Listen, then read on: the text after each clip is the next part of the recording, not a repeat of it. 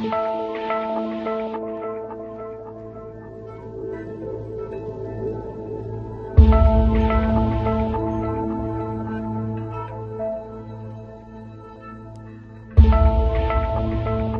propuesta de la asignatura Problemática de la Educación Superior, dictada por la profesora Adriana Hermoso, apunta a conocer la complejidad de la realidad educativa actual y adquirir la formación adecuada para reflexionar sobre ella y poder actuar desde la competencia docente como factor de cambio.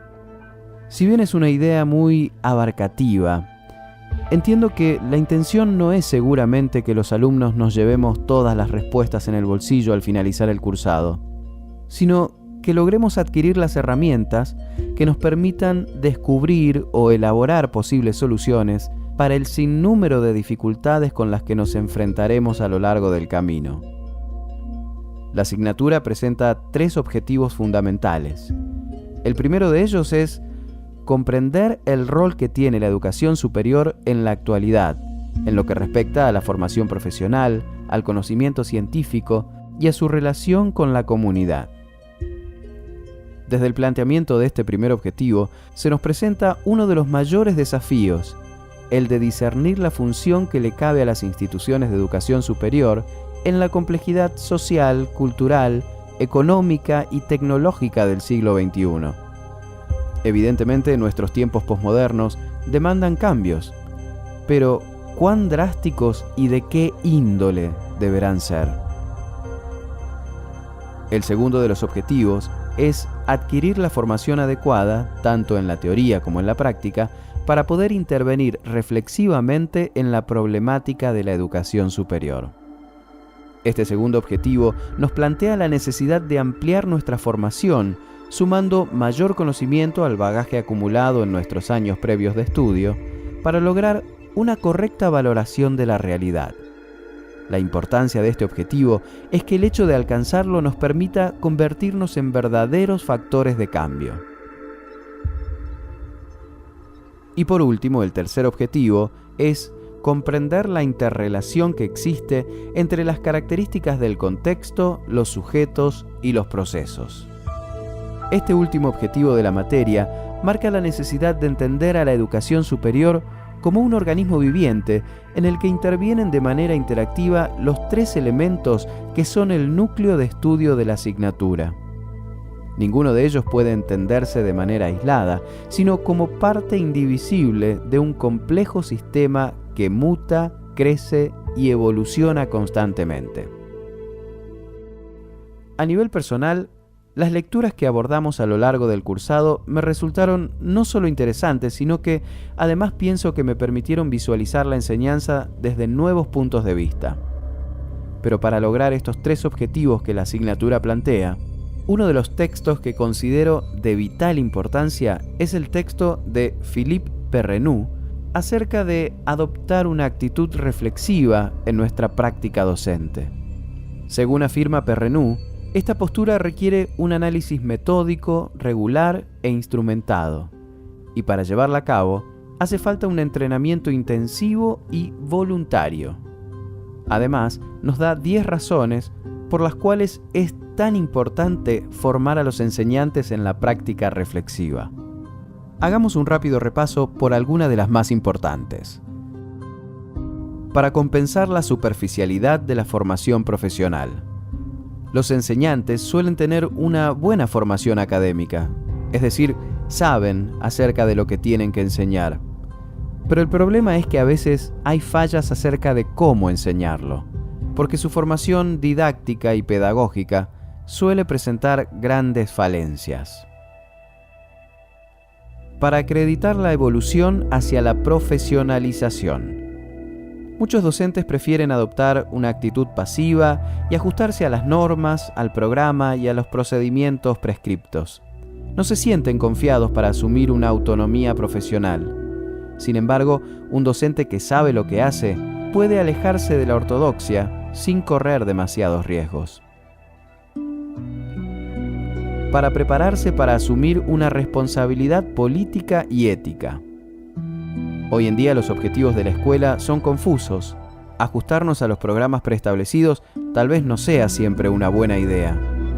Hoy existe un desfasaje entre los programas y el nivel, los intereses y los proyectos de los alumnos. La reflexión sobre qué y cómo enseñar se vuelve esencial en este contexto.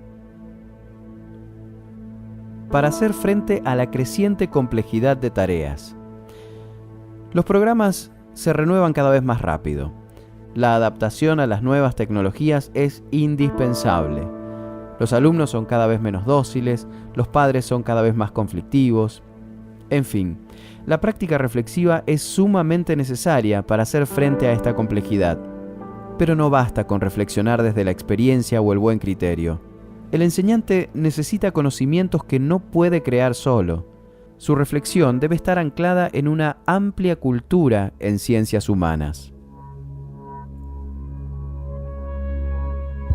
Para ayudar en la lucha contra la irreductible alteridad del aprendiz. Esta oración tan compleja solo quiere decir que es imprescindible la reflexión a la hora de lidiar con la diversidad de alumnos a los que nos enfrentaremos, cada uno con sus bagajes personales que pueden ser muy distintos a los nuestros. El docente debe ser un poco psicólogo y sociólogo en el aula. Para aumentar la capacidad de innovación. Innovar significa transformar la propia práctica. Para eso es necesario analizar lo que hacemos y las razones para continuar igual o cambiar. Innovar requiere análisis, requiere reflexión, y la innovación es la única clave para mejorar el sistema de forma continua. Otro de los textos que tuvimos que abordar durante nuestro cursado, y que también considero sumamente importante, es el concepto de David Perkins de la escuela inteligente, que nos enseñó la importancia de que los alumnos logren alcanzar al menos 3 metas generales: la retención del conocimiento, la comprensión del conocimiento y el uso activo del conocimiento. Perkins asegura que aún para estudiar de memoria es importante la comprensión, ya que de esa manera se facilita dicha memorización y se hace más perdurable. En el texto de este autor, logramos identificar algunas de las deficiencias más frecuentes en el proceso de enseñanza-aprendizaje, como el conocimiento inerte, el conocimiento ingenuo, el conocimiento virtual o el conocimiento pobre. En todos estos casos, los alumnos pueden retener datos o procedimientos, pero son incapaces de aplicarlos en la vida real.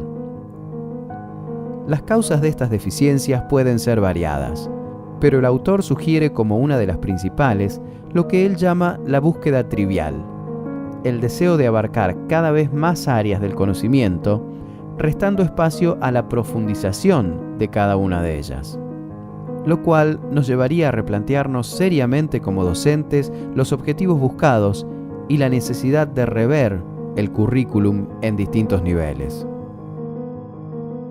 El concepto de la inteligencia repartida que Perkins propone me pareció particularmente revolucionario.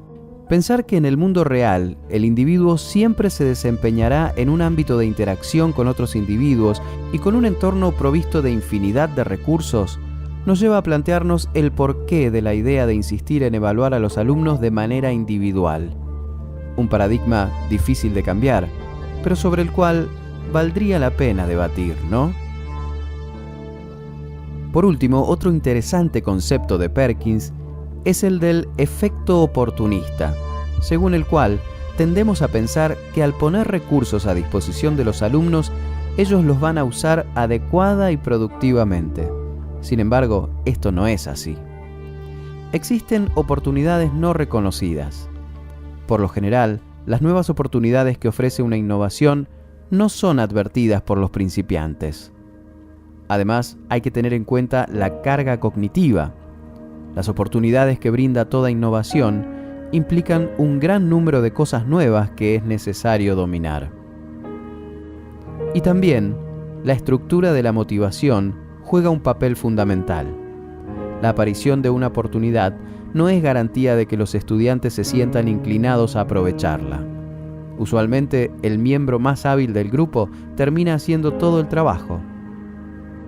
Todo esto nos indica que no basta con usar recursos tecnológicos para que la enseñanza sea efectiva. Lo importante es que el docente sea un mediador entre los estudiantes y el buen empleo de los recursos. Como ya sabemos, las primeras teorías del aprendizaje fueron aquellas de carácter conductista, que aseguraban que el aprendizaje se produce por mera transmisión del conocimiento. Según esta postura, el aprendizaje es el resultado de la repetición, la mímica y la imitación. Sin embargo, tal como enseña Cecilia Billo en su texto Enseñar a aprender, hoy sabemos que el verdadero aprendizaje requiere que el alumno vaya construyendo su propio conocimiento. De allí que la autora propone un tercer elemento que sea un mediador entre la información que el docente presenta y el conocimiento que el alumno construye. Un elemento que ella define como estrategias didácticas y de aprendizaje. De lo que se trata es de que el alumno logre inferir las respuestas, que sea capaz de pensar y descubrir las soluciones. En la misma sintonía está el texto de Díaz Barriga, quien nos habla justamente de esas ideas constructivistas y del aprendizaje significativo. Este concepto del aprendizaje significativo, acuñado por el psicólogo estadounidense David Ausubel, plantea que el alumno solo aprende realmente aquello que puede relacionar con información que ya posee. Para muchos autores, es solamente a través del aprendizaje significativo que el alumno puede construir nuevo conocimiento. Por lo tanto, este concepto es vital en el marco de las teorías constructivistas. Díaz Barriga nos habla además de la importancia de aprender a aprender. Esto significa que los alumnos pueden convertirse en aprendices autónomos con suficientes herramientas cognitivas que les sirvan para enfrentar nuevas situaciones de aprendizaje en diversos contextos. Para esto, es importante lograr que los alumnos adquieran sus propias estrategias de aprendizaje. Según la autora, las estrategias de aprendizaje se valen de 4 elementos.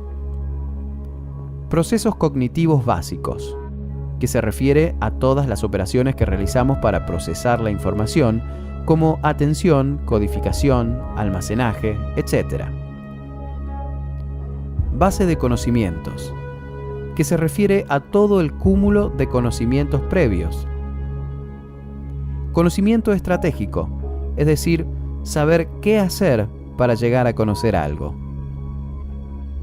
Y conocimiento metacognitivo, que es aquel conocimiento que poseemos a nivel consciente sobre nuestros propios procesos y operaciones cognitivas. Para nosotros como docentes, la clave está en conocer y fomentar en el alumno estos elementos para que logre desarrollar sus propias estrategias de aprendizaje y logre así aprender a aprender.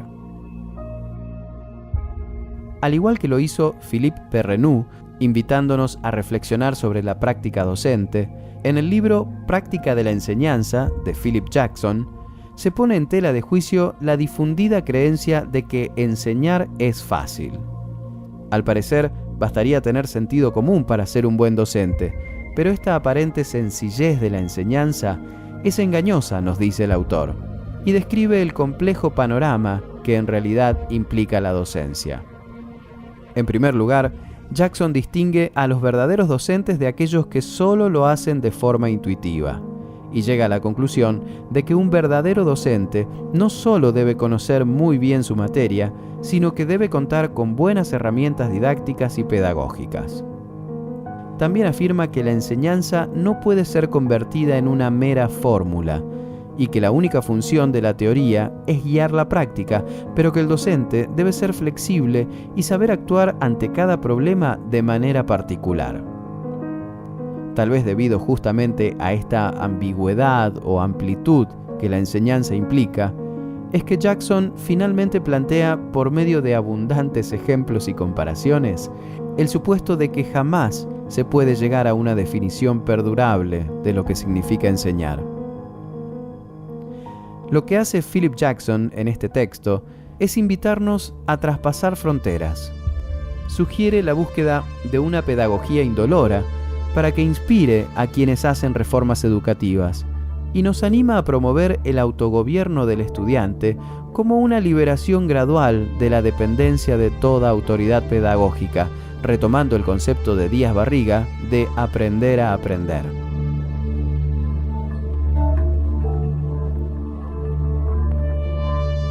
Los 3 objetivos planteados por la materia fueron atravesados de manera efectiva por la bibliografía propuesta.